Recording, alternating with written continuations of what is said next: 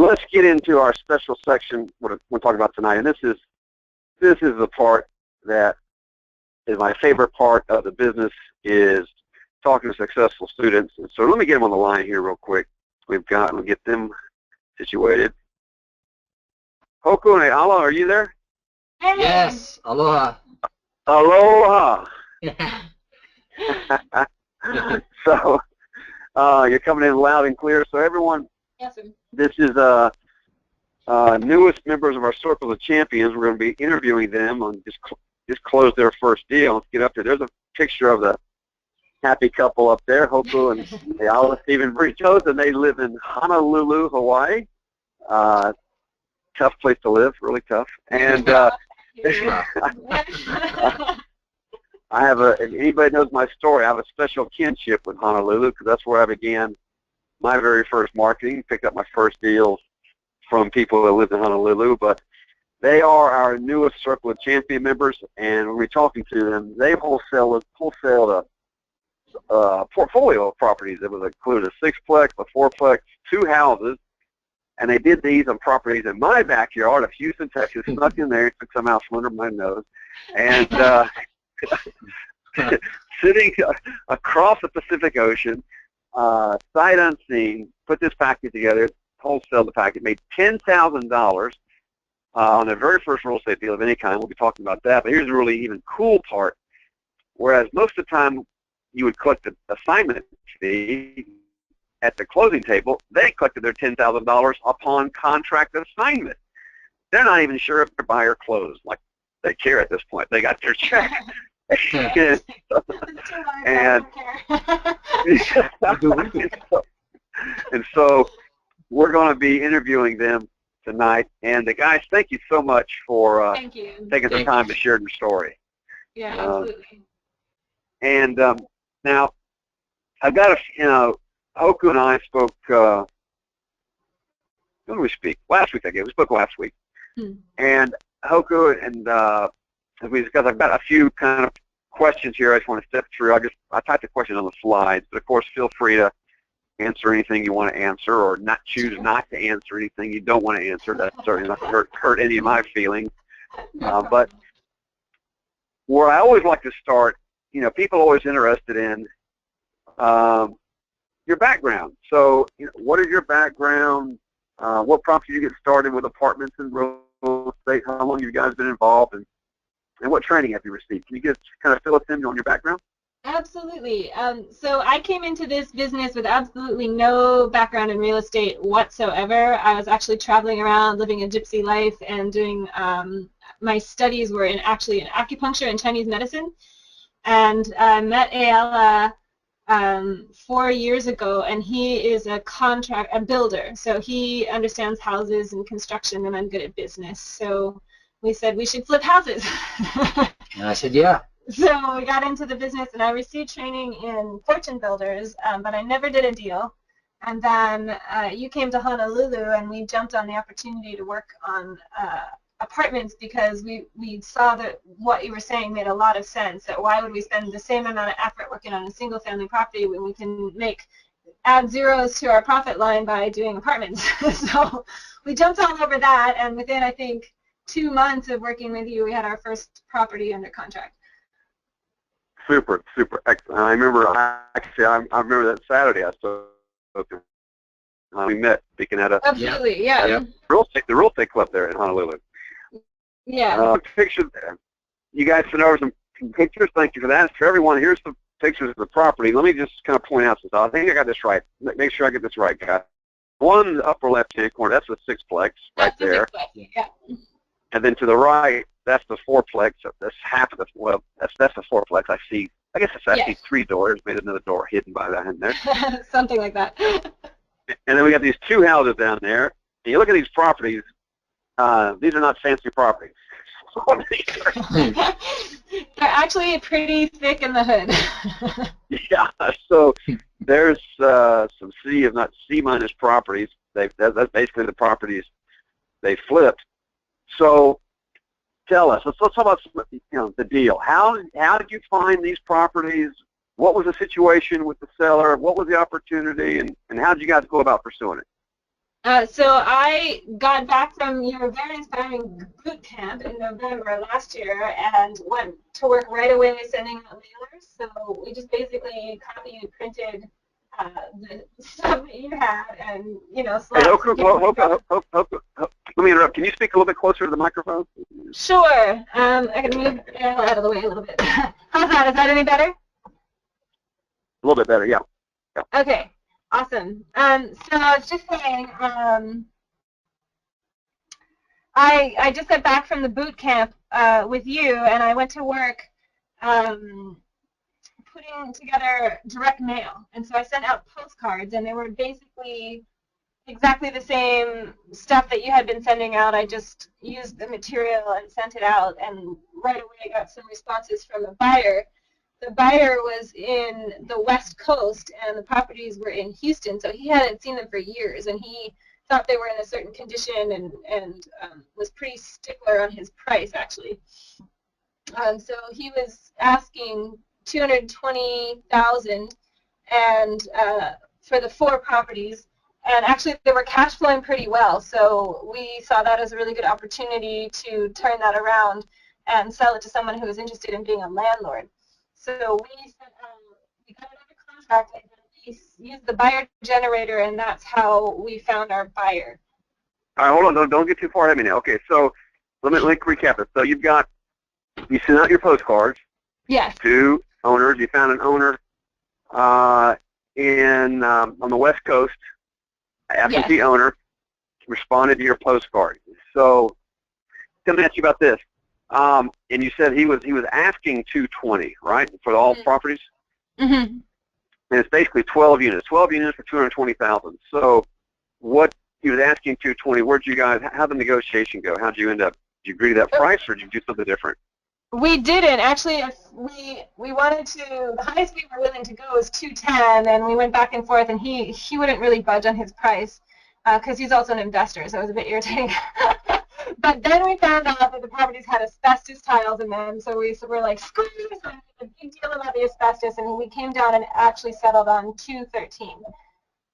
All right, so you settled at $213,000 cash offer, correct? Cash offer, yeah. Okay. So you got a price, you go on a contract. So, and your intent was to wholesale it the whole time, right? That was your strategy? Yeah, we were just interested in some quick cash. Oh, now, Hoku, I lost you again. I said, yes, we were just interested in some quick cash. Yeah, okay. So now let's talk about how did you go about finding your buyer? What was your assignment fee from this buyer, and how was that negotiation with your buyer? Talk about this. We found the buyer to the buyer generator, so we had purchased that as part of our program. Hold on, Hoku, we got a horrible connection. I'm sorry. Kind of silly. I can find a microphone here. Wait, Lance, we're gonna try to hook on the microphone right now. Okay, good. You're coming in really clear, E'ala. Your voice is coming in really clear. Oh, maybe I'm talking in the speaker. I don't know. Maybe it's the right angle. Can you hear me better now? Oh my God, that's very clear. Yeah, that's very clear. Okay, I Okay, need to we're gonna change switch that. my angle of speaking. I'm not quite sure where the mic is on this thing. So. I don't mind switching. I got the softer chair now. Oh, you're both are very clear right now. Okay. You can hear me now? Yes. Okay, great. So buyer generator. We used the buyer generator to find the buyer.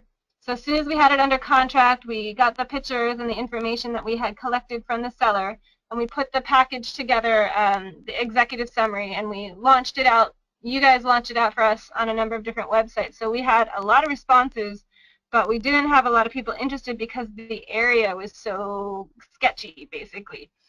But eventually we found someone who didn't care about the area, was just interested in cash flow, and was a solid buyer, and so he went forward with us. Was your buyer a local buyer, Houston? He was a Houston landlord. He was a Houston landlord. Did he own property in the area by any chance? He owned property in other sketchy areas, and actually this area was nicer than the areas where he owned other properties, so it was in our favor. Oh, he was upgrading. He was upgrading. Yeah. So one of the things we always talk about is that single-family landlords are the biggest buyers of small apartments. This person, do they have other houses, or they have other apartments, or both? They had, I'm not sure, but I know he had other houses. I'm not sure if he had other apartments. Yeah. Got it. So let's talk about, so you found an interested buyer. Talk about your negotiation, and how do you get him to pay the $10,000 up front without going to closing? I just told him that was how the deal was going to work. I gave him the contract, and I wouldn't give him the purchase and sale agreement to look at until he paid the fee. He paid the fee before he saw the contract? Yeah, he saw the numbers and he agreed to it, so the fee was refundable until closing, basically. That was the agreement. Oh. We had written that out in the assignment agreement, but he had to pay it up front. And then if he didn't close, I was willing to give him back. For some reason, that was out of his control. If he didn't close, I would have refunded him the amount. I got you. So he paid you the $10,000 and contract.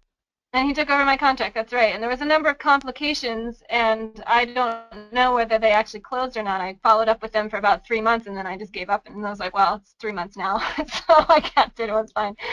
I guess he didn't feel the need to follow up with me. Well, that is great. That's great. That's a great technique. Make it refundable assignment fee. That's beautiful. Beautiful. Yeah, it worked really well. So you got your first deal under your belt, and so what's next for your business? You just shoot me a message. You sound like you just did a second deal. I did, yeah. I just finished another one. It was a smaller situation. We made $2,500 on that for a duplex in Indianapolis, and mostly our real estate investing association over here and one of my mentors over here works a lot out of Indy. So we are at the moment flipping properties over there and wholesaling properties over there. Very good. And on all these properties, of course, you've never seen them. You've never even been in the vicinity of these properties, have you? I did go over there once to purchase a property myself as a keep and hold down there. That was a while ago. But other than that, we haven't been back, and I haven't seen any of the ones I bought recently. So you did it all over the phone and email and fax, right? Absolutely, yeah. Direct mail. So, yeah, so for somebody, so you're sitting in Honolulu, you wholesale this property in Houston, Texas, which is however far away it is, a long way. And do the same thing in Indiana. So how has your perspective of your real estate business changed as a result of doing these deals?